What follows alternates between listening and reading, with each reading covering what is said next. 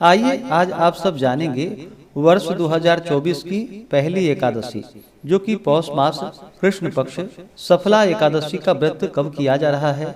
तो जानेंगे व्रत के शुभ मुहूर्त के बारे में, पारण समय के बारे में, पारण कब किया जाएगा, किस चीज से किया जाएगा, व्रत महत्व, नियमों के बारे में, इस दिन भगवान को क्या भोग लगाए, क्या करे ना करे।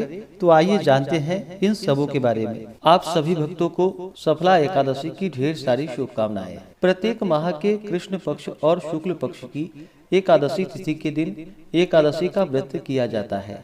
इसे एकादशी या 11 व्रत के नाम से जाना जाता है। एकादशी का व्रत जो कि सभी प्रकार के पापों को नष्ट करने वाली है। हर एकादशी व्रत का अपना विशेष महत्व माना गया है। इसी प्रकार से पौष माह के कृष्ण पक्ष में पड़ने वाली सफला एकादशी व्रत का अपना विशेष महत्व माना गया है। इस दिन विशेष प्रकार से भगवान विष्णु, माता लक्ष्मी और भगवान विष्णु के नारायण स्वरूप का पूजन किया जाता है। जो भी भक्त सच्ची श्रद्धा के साथ इस व्रत को धारण करते हैं तो इस व्रत के प्रभाव से सभी प्रकार के पापों का नाश होता है। 5 वर्ष तप करके जो पुण्य फल प्राप्त होता है वह पुण्य फल मात्र सफला एकादशी व्रत करने से प्राप्त हो जाता है तथा यह अनेक प्रकार के यज्ञों के फलों को प्रदान करने वाली है। इस एकादशी को भगवान नारायण की पूजा होती है। नारायण दक्षिणा सहित यज्ञों से उतना संतुष्ट नहीं होते हैं जितना कि एकादशी व्रत सहित रात्रि जागरण से संतुष्ट हो जाते हैं। जिस प्रकार देवताओं में विष्णु, मनुष्यों में ब्राह्मण, नागों में शेषनाग, पक्षियों में गरुड़ श्रेष्ठ है, उसी प्रकार व्रतों में एकादशी व्रत श्रेष्ठ माना गया है। तो आइए जानते हैं सफला एकादशी व्रत के शुभ मुहूर्त के बारे में। पौष मास कृष्ण पक्ष वर्ष 2024 की पहली एकादशी जो कि इस बार सफला एकादशी पड़ रही है। एकादशी तिथि प्रारंभ समय 6 जनवरी 2024 दिन शनिवार रात्रि 12:44 और एकादशी तिथि की जो समाप्ति होगी वह 7 जनवरी 2024 दिन रविवार को रात्रि 12:48 पे। तो हमें शुद्ध रूप से सूर्योदय व्यापनी के अनुसार जो समय प्राप्त हो रहा है वह समय 7 जनवरी 2024 दिन रविवार को सभी एकादशी का व्रत धारण करेंगे। द्वादशी तिथि की जो समाप्ति है वह 8 जनवरी 2024 दिन सोमवार को रात्रि 12 बजे द्वादशी तिथि की समाप्ति है। तो सभी 10वीं दिन के नियमों का पालन जो कि 6 जनवरी को करेंगे, 7 जनवरी को एकादशी का व्रत धारण करेंगे और 8 जनवरी को इस व्रत का पारण किया जाएगा। पारण का जो समय होगा 8 जनवरी 2024 दिन सोमवार को पारण का समय सुबह 7:15 से सुबह 9:20 तक व्रत का पारण किया जाएगा। इस व्रत का पारण जो कि गोमयेन पारणम यानी कि गाय के गोबर से व्रत का पारण है, यह संभव ना हो पाए तो आप तुलसी दल, जल या फल से व्रत का पारण करें।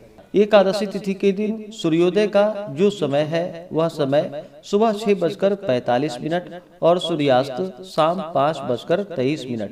राहु काल का जो समय होगा वह समय 7 जनवरी को शाम 4:03 से शाम 5:23 तक होगा और 8 जनवरी को सुबह 8:04 से सुबह 9:24 तक राहु काल का समय होगा। राहु काल समय के दौरान कोई भी नया कार्य, शुभ कार्य नहीं करना चाहिए, यह लाभप्रद नहीं होता है, इस बात का ध्यान रखें। 7 जनवरी को नक्षत्र जो कि विशाखा नक्षत्र रात्रि 10:08 तक होगा। उसके बाद अनुराधा नक्षत्र योग जो कि शूल योग अगले दिन सुबह 4:53 तक होगा। उसके बाद गंड योग एकादशी के व्रत में जो कि 10वीं एकादशी और द्वादशी इन 3 दिनों तक व्रत में नियमों का पालन करना चाहिए, शुद्ध और सात्विकता का पालन करना चाहिए। इस दौरान जो कि तामसिक वस्तुओं का सेवन नहीं करना चाहिए, मांस, मदिरा, लहसुन, प्याज आदि का प्रयोग नहीं करना चाहिए। शुद्ध और सात्विकता का पालन करना चाहिए। जो भी व्रत धारण करने वाले हैं उन्हें चाहिए कि 10वीं तिथि के दिन सूर्यास्त होने से पहले ही भोजन ग्रहण कर ले। उस दिन सात्विक आहार ग्रहण करे। रात्रि ब्रह्मचर्य का पालन करते हुए एकादशी व्रत का स्मरण करते हुए सोना चाहिए और एकादशी की सुबह ब्रह्म मुहूर्त में उठ करके नित्य क्रियाओं से निवृत्त होकर के गंगा नदी में या घर के नहाने के पानी में ही थोड़ा सा गंगा जल मिला करके स्नान करना चाहिए। शुद्ध वस्त्र धारण करना चाहिए और जो भी व्रत धारण करने वाले हैं उन्हें व्रत का संकल्प लेना चाहिए। भगवान विष्णु, माता लक्ष्मी, भगवान नारायण से प्रार्थना करनी चाहिए कि हे भगवान, आज मैं सफला एकादशी का व्रत रखने जा रहा हूँ या रखने जा रही हूँ। इस प्रकार से प्रार्थना करें कि यह व्रत मेरा निर्विघ्न पूरा हो, हमें पुण्य फलों की प्राप्ति हो, आप हमें आशीर्वाद प्रदान करें। आपके मन में जो भी इच्छा हो, जो भी कामना हो, वह भगवान से कहें। एकादशी के दिन, जो कि दिन रात्रि उपवास रहते हुए भगवान का पूरे विधि विधान के साथ पूजन करना चाहिए। जो उपवास नहीं रह पाते हैं, जिनका स्वास्थ्य सही ना हो, तो आप एक समय फलाहार ग्रहण करके व्रत को धारण करें। इस दिन भगवान का सुबह और शाम के वक्त पूरे विधि विधान के साथ पूजन करना चाहिए। भगवान विष्णु का इस दिन जो कि जल से अभिषेक करे, पंचामृत से अभिषेक करे, शुद्ध गंगा जल से अभिषेक करे, भगवान को पीला वस्त्र चढ़ाए, यज्ञोपवीत अर्पित करे। भगवान विष्णु को अक्षत नहीं चढ़ाया जाता है, इस बात का ध्यान रखें। अक्षत की जगह उन्हें काले तिल अर्पित करें। तुलसी दल अवश्य ही चढ़ाए। बिना तुलसी दल के भगवान पूजन स्वीकार नहीं करते हैं, तो तुलसी दल अर्पित करें। पीले पुष्प चढ़ाएं, धूप और दीप दिखाएं। अनेक प्रकार का नैवेद्य अपने श्रद्धा भक्ति भाव के साथ भगवान को अर्पित करें। सफला एकादशी के व्रत में जो कि ऋतु फल इस मौसम में होने वाले जो भी हो, भगवान को अवश्य ही उसका भोग लगाए। अथवा आप चाहे तो नारियल, नींबू, अनार, सुपारी, लवंग आदि जो कि भगवान को अर्पित करे। विशेष करके नैवेद्य के रूप में दूध से बने हुए वस्तुओं का भोग लगाए। और जब भी नैवेद्य का भोग लगाते हैं तो तुलसी दल डाल करके ही भगवान को अर्पित करनी चाहिए।